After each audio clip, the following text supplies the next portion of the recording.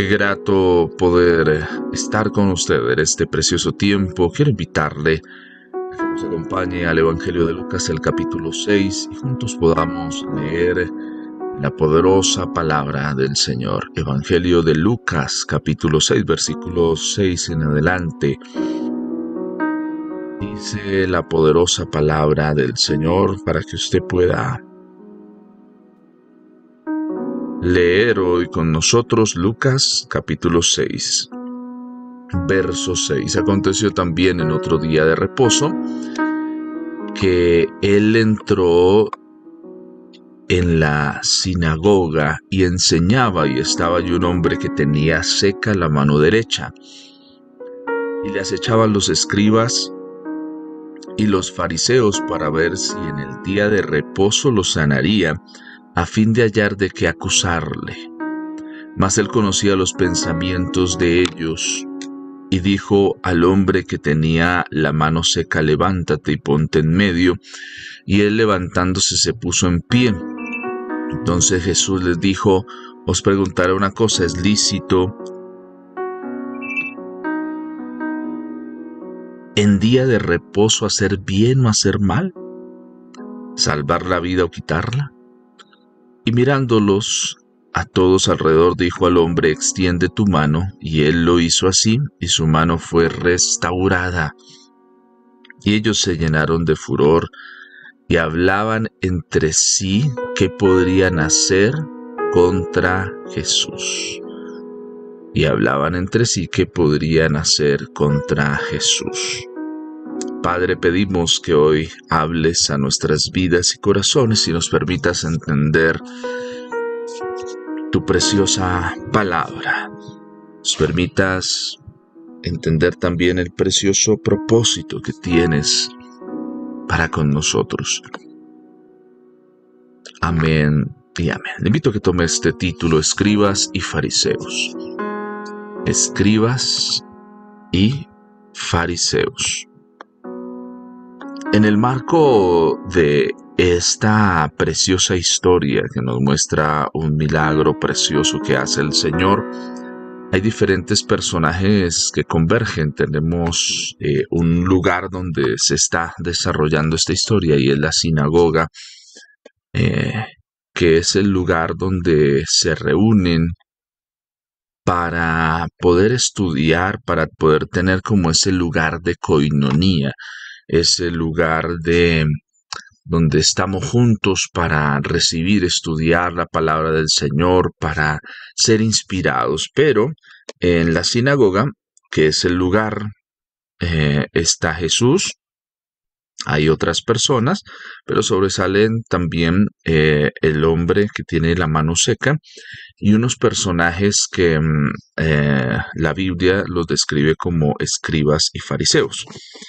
Y es importante, como lo hemos comentado en otros momentos, que la Escritura, cuando nos da ciertos detalles, es para que podamos enriquecer y también entender muchas cosas. A veces tenemos la premura de ir a ver y a entender lo importante que el Señor hace, el milagro del Señor, cómo el Señor sana a este hombre que tiene esta mano seca, pero todos los detalles nos permiten también entender ciertas cosas que traen corrección a nuestra vida también. Nos permiten entender la forma también como el Señor se mueve en ciertas cosas y actúa según el plan que Él tiene, y esto es importante para nuestro crecimiento espiritual. Entonces aquí tenemos a dos personajes que se mencionan, y son los escribas y los fariseos. Escribas vienen en el griego del grammateus, Grammateus,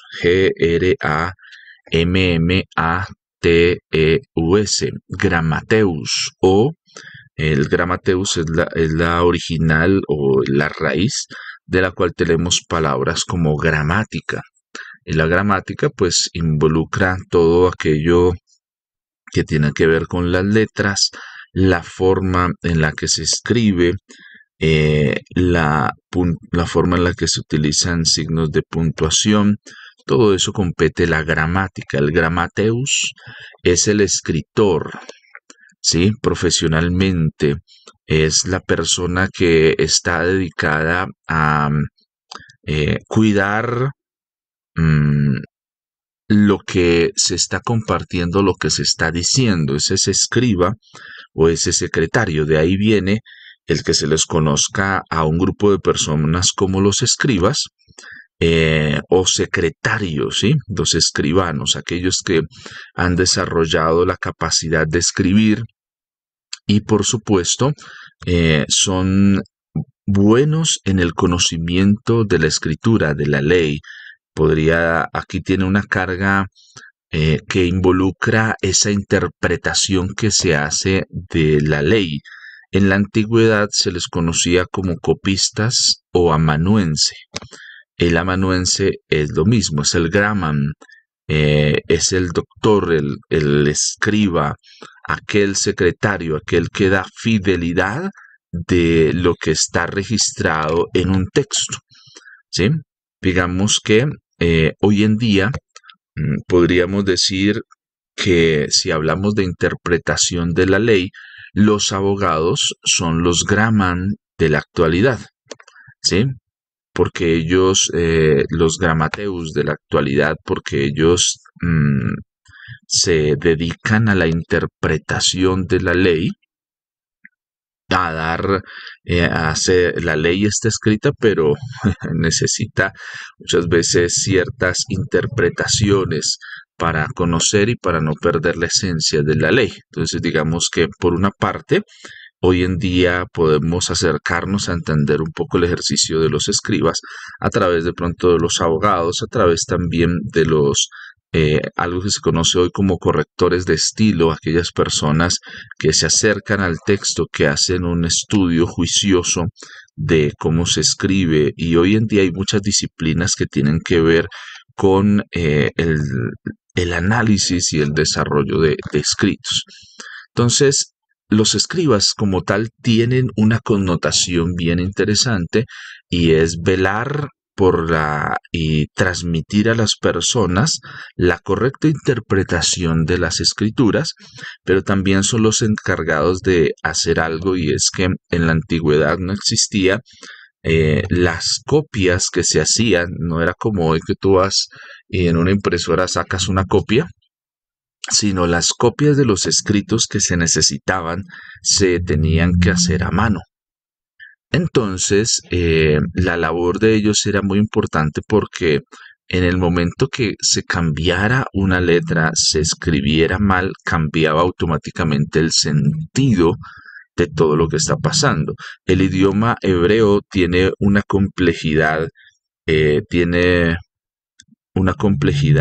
su escritura, porque digamos que no utiliza el vocabulario como lo tenemos nosotros. Nosotros tenemos las letras A, o las vocales son 5, A, E, I, O, U. El hebreo no, el hebreo tiene la A, hay varias A's, hay como más o menos unas 5 o 6 tipos de A's, y depende mucho de ciertos símbolos que dan a entender qué A es la que se necesita en el escrito, y esa A tiene una connotación en la interpretación, ¿sí? Entonces, si el copista o el escribano no tiene cuidado a la hora de escribir y coloca mal un símbolo, hace que haya una interpretación errónea de la escritura y de la parte esencial, ¿sí? Entonces, esa es su responsabilidad, y se les reconoce por eso como escribas, porque son doctos en entender la ley. Son personas que han dedicado su vida, que son las personas que tienen acceso al escrito original y lo preservan y lo cuidan.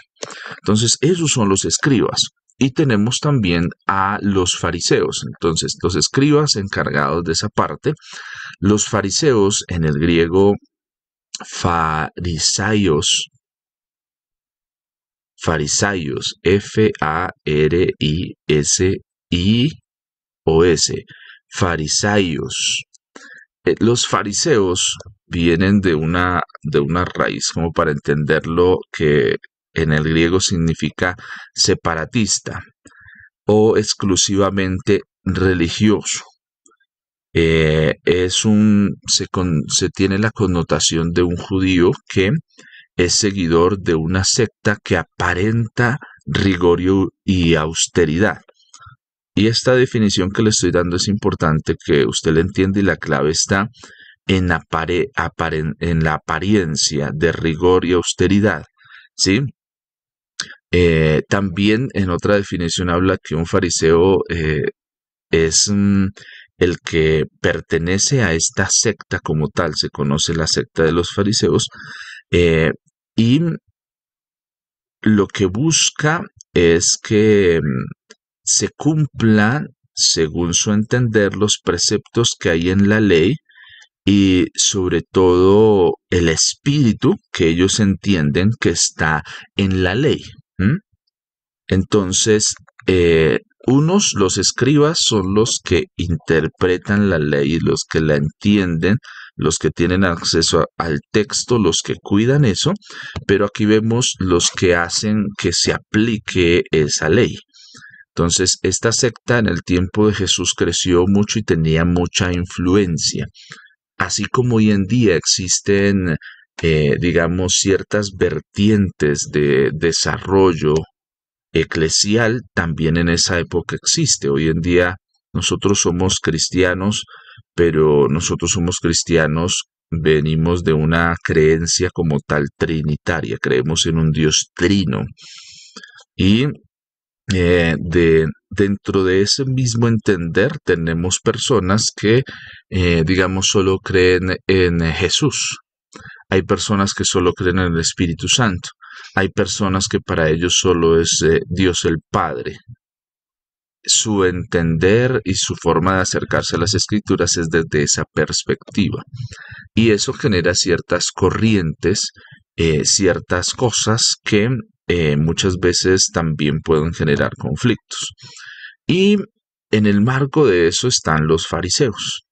Ellos aplican la ley, pero tienen un tema y un problema, y es que ellos aparentan rigor y austeridad, pero la forma en la que viven, la forma en la que hacen las cosas, la hacen con un pensamiento demasiado más que acomodado a la ley, acomodado a su bienestar político.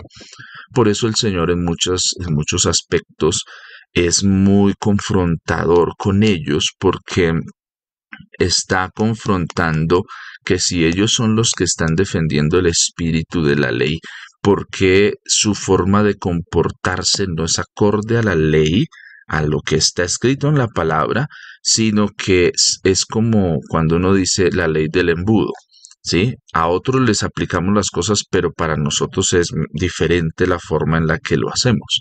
Y eso es lo que el Señor, a lo largo del Nuevo Testamento, cuando tiene ciertos pasajes con ellos, es la confrontación. Lo que a ellos más les irrita del ministerio de Jesús es que ellos están esperando que el Mesías salga de sus escuelas. Una de las cosas que pasa con los fariseos y que los enfurece es que ellos quieren ser quienes moldean al Mesías. Ellos están esperando un Mesías, ellos están esperando la venida del Señor, pero en su concepción, el Cristo, el Mesías, el que ha de venir, debe nacer prácticamente ser perteneciente a su secta. O sea, ellos son de ahí, de los fariseos vienen grandes maestros que se conocen como Gamaliel, un gran maestro de la ley que existió en aquella época y que formó a grandes personas. De la corriente de los fariseos también tenemos a Pablo, ¿sí? Que en un principio es fariseo, pero después, cuando se encuentra con Jesús, hay un cambio de entendimiento en Pablo sobre la verdadera forma de acercarse a las Escrituras, y entonces ahí se generan esos cambios. Pero la concepción de los fariseos es que ellos aplican la ley, se supone que se perciben a sí mismos como el modelo que la gente debe seguir para acercarse a Dios. Y ellos luchan con Jesús y están en esa confrontación porque Jesús no viene de ellos. Ellos están esperando para validar el Mesías y para decir, este es el Mesías. Ellos quieren que el Mesías venga es de su propia raíz, de sea un estudiante de ellos, que ellos son los que lo forman, lo levantan y entonces tienen ese conflicto con Jesús porque Jesús no responde a ellos como una autoridad. Sí, Jesús no se somete a la forma en la que ellos han organizado todas las cosas, sino que el Señor irrumpe en su statu quo, en su forma ya acomodada de organizar las cosas. Entonces, ellos son los escribas y los fariseos que encontramos, que se denotan en esta historia y en muchos pasajes. Pero lo que pasa en esta historia y que nos debe llamar la atención es que increíblemente ellos están ahí, pero ellos no están ahí para ser instruidos por el Señor ni para abrir su corazón, sino están ahí para acecharlo. Y esto es bien interesante porque ellos están al acecho, ellos están mirando el ministerio de Jesús, digamos, desde una perspectiva no para aprender y para ser instruidos y para que haya una revelación para sus vidas, sino están con la intención de esperar qué hace Él, ¿sí? Y es lo que dice el verso 7, la parte final, para ver si en el día de reposo lo sanaría a fin de hallar de qué acusarle. Entonces, mira el escenario que esta historia nos presenta. Personas que estudian la ley y conocen la ley, pero más que interesados en ver en Jesús el cumplimiento de la ley, el cumplimiento de las promesas que Dios ha dado, el Mesías que ha de llegar. Ellos no están pensando en eso, sino ellos están pensando en cómo deshacerse de Jesús, cómo acusarlo, cómo llevarlo cautivo, porque ellos cierran sus ojos, cierran su entendimiento a lo que está pasando. Es que ellos no solo son testigos de milagros asombrosos, o sea, son testigos privilegiados de milagros poderosos que Dios hace, pero ellos están tan inmiscuidos tan cegados por lo que hacen y lo que han construido, que no quieren que nadie venga a sacarlos de ahí. Y por eso buscan la forma de levantarse contra Cristo. Y esto nos muestra dos actitudes que nosotros podemos tener en la vida. Una, y con esto no estoy diciendo que no hay que estudiar la Biblia, sí, hay que estudiar la palabra del Señor. La labor del escriba es importante, acercarse, entender la escritura como es, pero hay que entender y no hay que perder siempre lo sobrenatural que Dios va a hacer y que la revelación de Dios, cuando yo me acerco a la palabra y Dios me habla, no quiere decir que ya eso es el fin y ya no hay nada más que hacer. Que eso es lo que pasa con ellos. Ellos, su estudio de la palabra, su conocimiento de las cosas los ha llevado a estar metidos, a crear alrededor de ellos un orgullo. Y ese orgullo es tan grande que no les permite ver la obra de Dios con claridad. Y ese es el llamado que Dios hace también para nosotros. Mira, tú puedes estar en la iglesia. Tú puedes estar en el ejercicio de ser un hijo de Dios, pero puedes estar con una actitud muy incorrecta. Y puedes haber recibido, haber sido instruido de alguna forma y de alguna manera y aferrarte a tus conocimientos, aferrarte a lo que tú crees como una verdad y no permitir al Señor que pueda obrar y hacer algo nuevo y llevarte a conocer algo mejor de lo que has conocido. Y eso es lo que está pasando aquí. Dos personas que deberían estar ayudando a que el mensaje del Señor se propague, están haciendo cosas que no tienen que hacer. Los escribas acechando y los fariseos también buscando ocasión para acusar a Cristo. Y yo me imagino que hasta negando lo que el Señor está haciendo. Imagínense eso. Ellos están ahí para ver si en el día de reposo lo va a sanar a fin de hallarte que acusarle y no al contrario, ver el milagro y decir gloria a Dios. Es increíble lo que el Señor está haciendo, es preciosa la visitación de Dios. No, ellos no están preocupados por eso, ni siquiera les interesa las personas que están sufriendo a causa de una enfermedad y que el Señor las sana, sino ellos están preocupados por lo que han construido, por lo que han entendido, porque ellos tienen una forma de interpretar y eso debe acontecer y pasar así. ¿Y cuántas veces nosotros también hemos entrado en ese tipo de cosas y de formas de hacer las cosas? ¿Cuántas veces aún tal vez en nosotros ha nacido el pensamiento de decir o palabras, eso no es de Dios, porque no acontecen las cosas como yo las interpreto, como quiero que sea? Lógicamente aquí tengo que hacer un paréntesis y le invito a que usted me preste mucha atención. Yo con esto no estoy diciendo, no, hay movimientos y cosas que hoy en día se dan que dan a una apariencia de que son de Dios, pero con el tiempo se prueba que no son de Dios. Y por eso es tan importante el que tú y yo nos volvamos esos Graham de la palabra, esos escribas que van y escuchan en la palabra, que entienden la palabra, porque eso es bendición para nosotros. Pero el hecho de que hoy yo, mientras leo este texto, aprendo esto, no quiere decir que ya esa es la única forma de acercarse a estudiar la palabra. No, porque mañana cuando la vuelva a leer puedo leer un texto muchas veces y cada vez el Señor va a traer algo precioso, algo nuevo, y no quiere decir esto que ya, como ya lo entendí así, así va a ser siempre, no. Y creo que con los ejercicios que hemos estado haciendo, si usted ha estado con nosotros los días sábados en el tiempo de ayuno y en todos estos momentos, hemos querido poder a usted acercarlo a eso, a entender que hay detalles en la escritura que son muy importantes.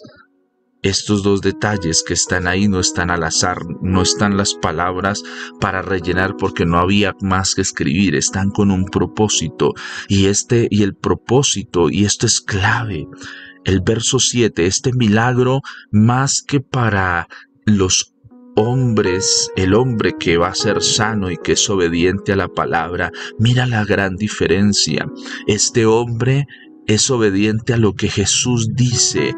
Todo lo que le indica en este milagro, este hombre lo hace, pero mira la actitud de aquellos que se supone que conocen la palabra del Señor, aquellos que se supone que son aquellos los que sirven en el templo, los que cuidan, los que vigilan. Los fariseos que cuidan y vigilan no están vigilando sino sus propios intereses y quieren que el Señor haga las cosas como ellos las han interpretado.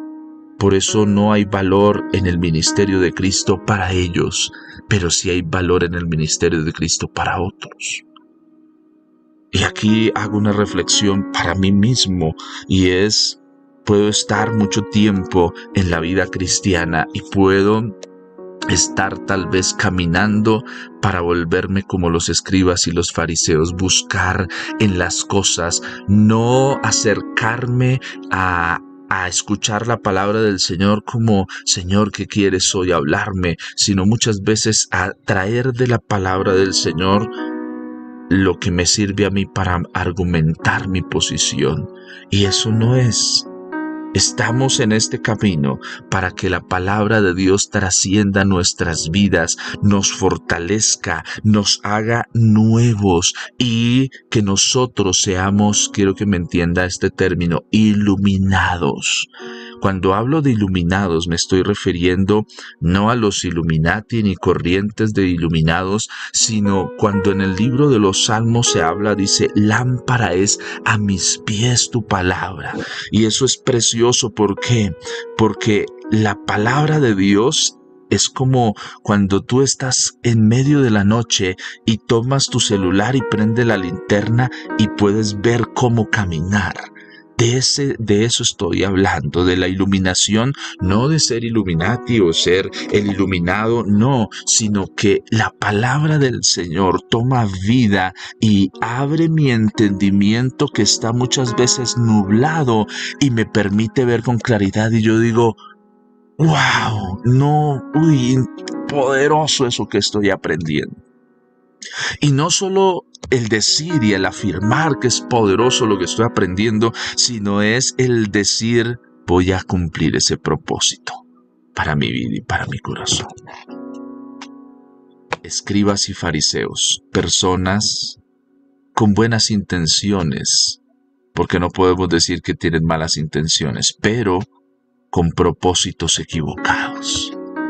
Y el llamado de Dios para ti y para mí hoy es, ten mucho cuidado porque puedes tener buenas intenciones, pero con propósitos equivocados. Que hoy el Señor corrija nuestro camino y nos permita entender el plan y propósito que tiene para nosotros. Padre, yo te pido, Señor, que tú me ayudes, nos ayudes a todos. Señor, que podamos entender que necesitamos aprender de la Escritura, que necesitamos también ser instruidos en tu palabra, aplicarla a nuestra vida, pero sin perder de vista que si solo nos dedicamos a estudiar, podemos caer en la advertencia que nos dice la misma Escritura, la letra mata, pero si olvidamos el espíritu, pero cuando leemos la letra entendiendo que ha sido inspirada por el Espíritu, va a vivificar nuestra vida, va a traer una nueva vida.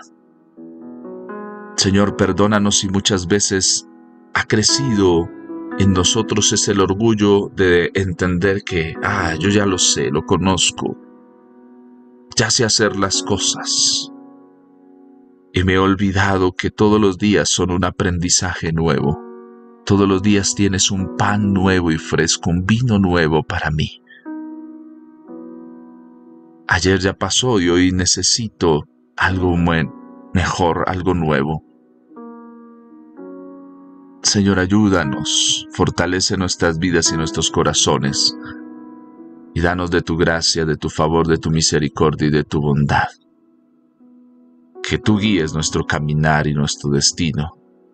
Que tú nos fortalezcas y nos permitas entender el plan y propósito que tienes para nosotros. En el nombre de Jesús. Amén y amén.